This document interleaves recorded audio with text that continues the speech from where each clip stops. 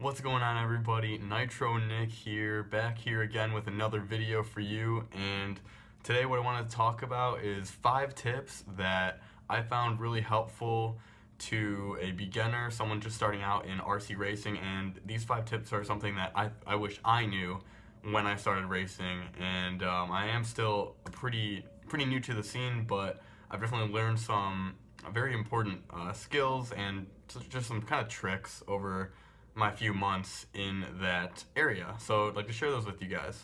Excuse my hair, I know it's really bad today. Didn't have time to do it.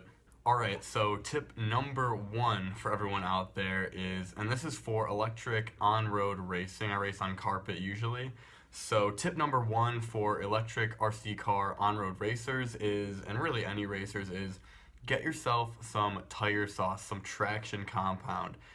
What I found, and unfortunately by breaking my car I found this out, is I took my car out the first few laps. I was super excited. I just had everything put together a few days before, got out on the track and was sliding all over the place. You'd think that rubber tires on carpet would grip decently and you wouldn't really have too many problems, but definitely not the case. So make sure you go to your local track and get some tire sauce. On top of that, I'd like to also add in that besides tire sauce, you should get other things that everyone else is going to have that's going to also help you just kind of repair and maintain your car in your kind of pit area. So what I have listed here is also shop towels, also motor cleaner. So you're going to spray your tires with motor cleaner to clean them off with the traction compound with the shop towels, and then when you reapply the tire sauce, you let it sit on there for about 5 minutes. That's pretty common and a good starting point. You can leave it on more, leave it on less. I think leaving it on less is not as beneficial. I think leaving it on 5 minutes at least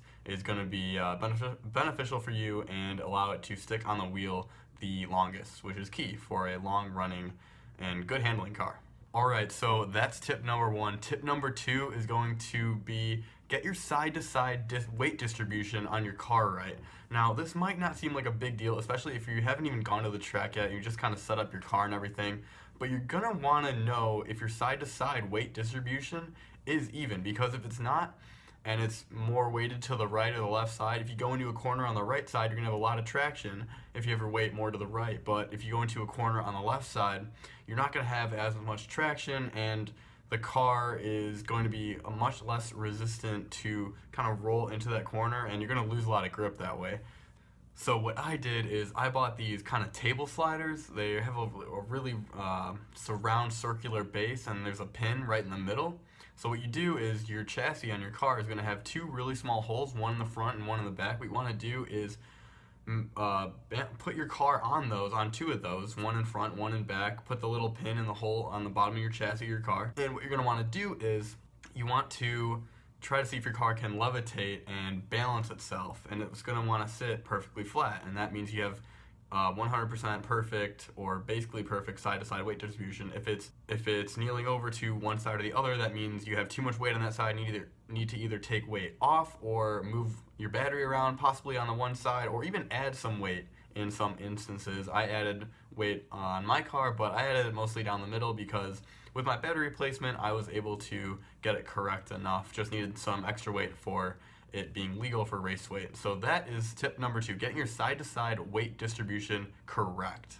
Okay, now that we have 1 and 2 done, tip number 3 is going to be adjust your sub-trims on your controller instead of your actual trims on the controller. So unfortunately, I don't have my controller here with me today because I'm at college and I don't bring all my stuff to college. I don't bring any of my stuff to college actually, but sub-trims, basically what that does is it adjusts the servo position, say for steering on an electric touring car. It adjusts the servo position without interfering with how much the servo can actually turn from one way to another.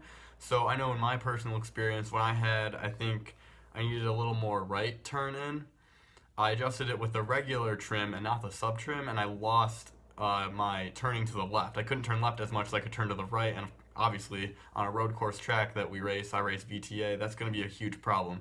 So one of the guys at the track actually told me, what are you doing?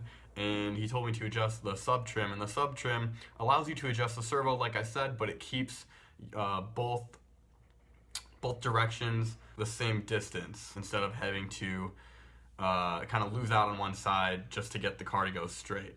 So that's a huge help, and it's a tip that I found to really help out my steering, just because I couldn't turn left as much as I could turn right, and that's a huge problem on a road course. So that is tip number 3. Go to your Subtrims first, guys. Go to your Subtrims first. Alright, now we've gone through 1, 2, and 3. Tip number 4 is literally just to get to the track and do some practice laps. You will not believe how much goes into just knowing the track, knowing where you want to brake, or if you want to brake at all, knowing when to turn in, and just knowing the racing line at your local track is going to help you immensely in just getting around the track. And I would say not only practicing by yourself is beneficial to get to know your car. Knowing your car is obviously the most important part of racing, and if you don't know your car, you're not going to know how far you can push it. So practice alone for sure if you can. If you have a track that there's not many people at sometimes, or you just kind of not many people go to it, definitely go there and practice alone, get used to your car, get used to the track, and then once you've kind of got that down a little bit, maybe a few hours into it or whatever, you want to, hopefully some other guys are there and they're kind of going with their cars, and they don't have to be the same classic car. It doesn't have to be all VTA or all F1 or anything like that, but practice with other people on the track too. This is important for passing and almost more importantly, being passed. Because I know in my races, I've only done one race, I was in the A main, and the fast guys were way faster than me. So what I'd have to do is I'd have to get out of their way, and to do that is, what you want to do is you don't want to slow down on the straightaway. I learned that just from personal experience, being there on the track, and they said, you know, when someone's coming up behind you and they're faster than you, go wide in the turns. So if someone's, you know, if you're practicing out there with your car and someone's got a hotter motor in another car or something, just don't get away from them on the straightaway. Go wide in the turn and let them make that pass on you, and then just follow in behind them in the racing line. That's the best way to do it, and that's what everybody does, so I would follow that. But that is going to be tip number 4. Get out there, practice by yourself, get to know your car, and then get to know your car with other cars around you and practice passing and being passed. Okay, so tip number 5 brings us to the end of the video, and this is easily as important as all the other tips I've previously described already. Tip number 5 is don't be afraid to go up to people at your local track and just ask questions. I definitely didn't know very much about RC on-road carpet racing rubber carpet racing, I should say, when I started, and really just getting to know the people at my track. They were so helpful in not only setting up my car, they gave me some parts